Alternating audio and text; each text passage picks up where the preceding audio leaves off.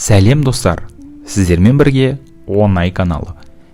Бүгінгі біздің тақырыбымыз ұйқы туралы болмақ. Егер адам 8 күн ұйықтамаса не болады?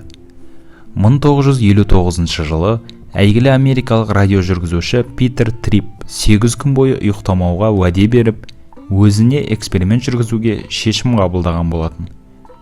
Дәрігерлер Питерді бұл райынан қайтаруға тырысты, бірақ 32 жастағы журналист алған бетінен қайтпаған.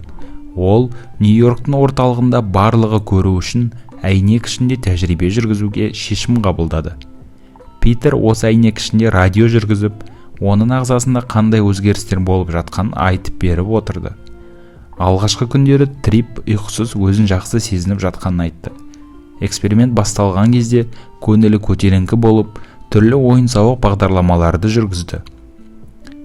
3 күннен кейін Питер алдын ала келісім бойынша ұйықтап қалмау үшін дәрігерлер оған дәрі бере бастады. Ұйқысыздықтың әсері 4-ші күні сезіле бастады. Алғашында галлюцинация болып, оның жағдайы нашарлады және бұл галлюцинациялар сағат сайын күшейе бастады. Питер айқайлап, аяқ киімде өрмекшілер өрмелеп бара жатқанын айтты. Оның айналасында тышқандар да секіріп жүрді. Осыдан кейін Питер күн сайын оны бақылап отырған дәрігерлердің оған қарсы жоспар құрып жатқанына көз жеткізіп, барған сайын агрессивті бола бастады. Питер әдейі оның кабинасына жәндіктерді, өрмекшілерді және басқа да жағымсыз кішкентай жәндіктерді кіргізді деп ойлады.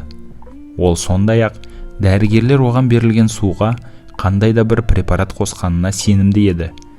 Дәрігерлер оның денсаулығын тексеру үшін жақындағанда, Питер оларға қарай агрессивті шабуыл жасады. Галлюцинациялар барған сайын күшейе түсті. Эксперимент соңында Питер қиялды шындықтан ажырата алмай қалды. Шындығында ол ақылынан алжаса бастады. Питер 201 сағат ұйықтамай әлем рекордын орнатты. Оны соңында көтеріп алып кетті. 22 сағат ұйықтағаннан кейін жұмысқа қайта оралды. Уақыт өте келе бұл эксперимент нәтижесіз болмайтыны белгілі болды. Питер қатты өзгерді. Оның миында паранойя дамып, үнемі ашуланып жүретін дәрежеге жетті. Көп ұзамай ол жұмыстан шығып, әйелімен ажырасты және көпшілікке көзінен тыс жерге кетіп қалды. Ол мансабын радиожурналист ретінде емес, жазушы және публицист ретінде жалғастырды.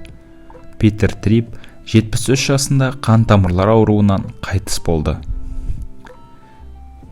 Осымен достар, бүгінгі кішкентай тақырып ұйқы туралы болған болатын. Сіздерге қызық болды деген сенімдеміз. Сіздермен болған Онай каналы. Келесі кездескенше.